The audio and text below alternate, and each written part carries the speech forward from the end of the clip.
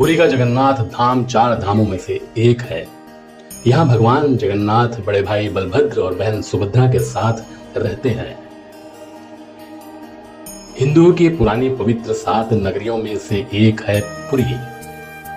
ये नगरी यानी पुरी उड़ीसा के समुद्र किनारे बसा है। जगन्नाथ मंदिर विष्णु के 8वें अवतार श्री कृष्ण का है। ये भारत के पूर्व में बंगाल की खाड़ी के पूर्वी छोर पर बसी है। उड़ीसा की राजधानी भुवनेश्वर से थोड़ी दूर है। आज का उड़ीसा का पहले उत्कल प्रदेश नाम था। यहाँ देश के समृद्ध बंदरगाह थे, जहाँ जावा, सुमात्रा, इंडोनेशिया, थाईलैंड और कई देशों का इन्हीं बंदरगाहों के रास्ते व्यापार होता था। पुराणों में इसे धरती का वैकुंठ कहा गया है। ये भगवान विष्णु के 4 धामों में से एक है। इसके कई नाम हैं: श्री क्षेत्र, श्री पुरुषोत्तम क्षेत्र, शाक क्षेत्र, नीलांचल, नीलगिरी और श्री जगन्नाथपुरी। यहाँ लक्ष्मीपति विष्णु ने तरह तरह की लीलाएं की थी। ब्रह्म और स्कंद पुराण के अनुसार यहाँ भगवान विष्णु पुरुषोत्तम नील माधव के रूप में अवतरित हुए और सबर कबीले के परम पूज्य देवता बन गए।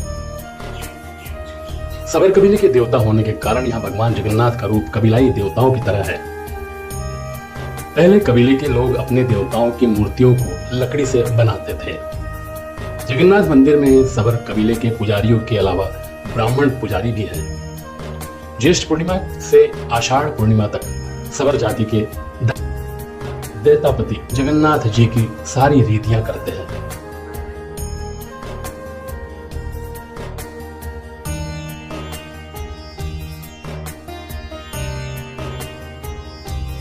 पुराण के अनुसार नीलगिरी में पुरुषोत्तम हरि की पूजा की जाती है। पुरुषोत्तम हरि को यहाँ भगवान राम का रूप माना गया है। मत्स्य पुराण में लिखा है कि पुरुषोत्तम क्षेत्र की देवी विमला है। यहाँ उनकी पूजा होती है। भगवान राम ने रावण के भाई विभीषण को अपने इक्ष्वाकु वंश के कुल देवता भगवान जगन्नाथ की आराधना करने को कहा। आज भी पुरी के श्री मंदिर में विभीषण स्थापना की परंपरा कायम है। स्कंद पुराण के अनुसार पुरी एक दक्षिणावर्ती शंख की तरह है और यह 5 कोस यानी 16 किलोमीटर तक फैला है। 2 कोस बंगाल की खाड़ी में डूब चुका है। इसका पेट है समुद्र की सुनहरी रेत, जिसे महादधि का पवित्र जल धोता रहता है। सिर पश्चिम दिशा में है, जिसकी रक्षा महादेव करते हैं। शंख के दूसरे घेरे में शिव का दूसरा रूप ब्रह्म कपाल मोचन विराजमान है। भगवान ब्रह्मा का एक सिर महादेव की हथेली से चिपक गया था और आकर गिरा था। तभी से यहाँ पर महादेव की ब्रह्म रूप में पूजा करते हैं। तीसरे दायरे में माँ विमला और नाभि में भगवान जगन्नाथ रथ सिंहासन पर बैठे हैं। इस मंदिर का सबसे पहला सबूत महाभारत के वन पर्व में है। सबसे पहले सबर आदिवासी विश्व वसु ने नील माधव की पूजा की थी। पुरी के मंदिरों में कई सेवक हैं जिन्हें दैतापति कहते हैं। राजा इंद्रद्युम्न मालवा का राजा था, जिनके पिता का नाम भारत और माता सुमति था। कई ग्रंथों में राजा इंद्रद्युम्न और उनके यज्ञ के बारे में विस्तार से लिखा है। उन्होंने यहाँ कई विशाल यज्ञ किए और एक सरोवर बनवाया। एक रात भगवान विष्णु ने राजा को सपने में दर्शन दिए और कहा, नीलांचल पर्वत की एक गुफा में मेरी एक मूर्ति है, उसे नील माधव कहते हैं। तुम एक मंदिर बनवाकर उसमें मेरी यह मूर्ति रखवा दो। राजा ने अपने सेवकों को नीलांचल पर्वत की खोज में भेजा। उन सेवकों में से एक था ब्राह्मण विद्यापति। विद्यापति ने सुन रखा था कि सागर कबीले के लोग नील माधव की पूजा करते हैं और उन्होंने अपने देवता की इस मूर्ति को नीलांचल पर्वत की गुफा में छुपा रखा है। वह यह भी जानता था कि सबर जिले के मुखिया विश्व वसु नील माधव का उपासक है और उसी ने मूर्ति को गुफा में छुपा रखा है। चतुर विद्यापति ने मुखिया की बेटी से विवाह कर लिया। आखिर में वह अपनी पत्नी के जरिए नील माधव की गुफा तक पहुंचने में सफल हो गया। उसने मूर्ति चुरा ली और राजा को लाकर दे दी। विश्व वसु अपने आराध्य देव की मूर्ति चोरी होने से बहुत दुखी हुआ। अपने भक्त के दुख से भगवान भी दुखी हो गए। भगवान गुफा में लौट गए, लेकिन साथ ही राजा इंद्रद्युम्न से वादा किया कि वो एक दिन उनके पास जरूर लौटेंगे, बशर्ते कि वो एक दिन उनके लिए विशाल मंदिर बनवा दे। राजा ने मंदिर बनवा दिया और भगवान विष्णु से मंदिर में विराजमान होने के लिए कहा।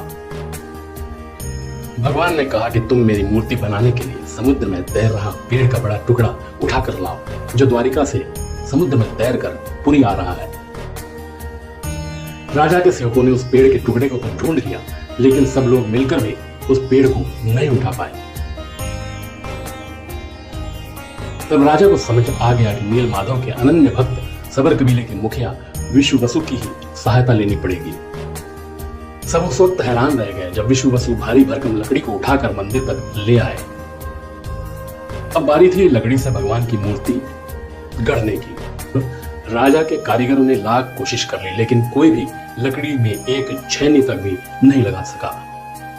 तब तीनों लोग के कुशल कारीगर भगवान विश्वकर्मा एक बूढ़े व्यक्ति का रूप धरकर आए।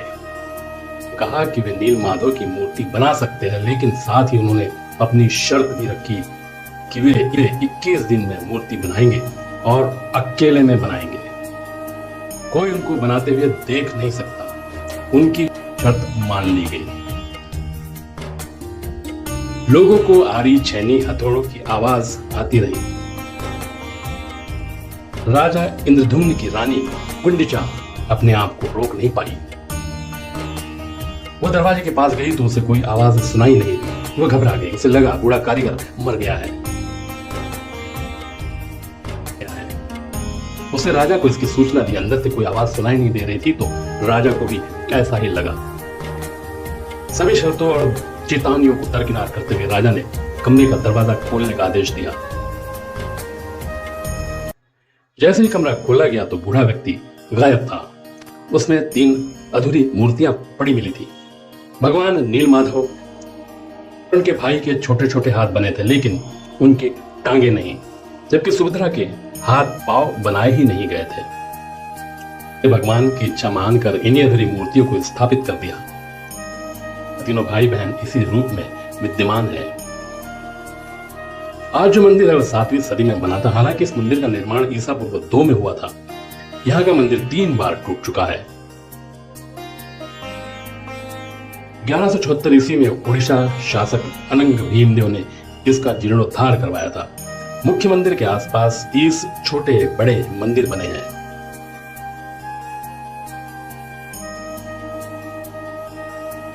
माना जाता है कि भगवान विष्णु जब चारों धामों पर बसे अपने धामों की यात्रा पर जाते हैं, तो हिमालय की ऊंची चोटियों पर बसे अपने धाम बद्रीनाथ में स्नान करते हैं।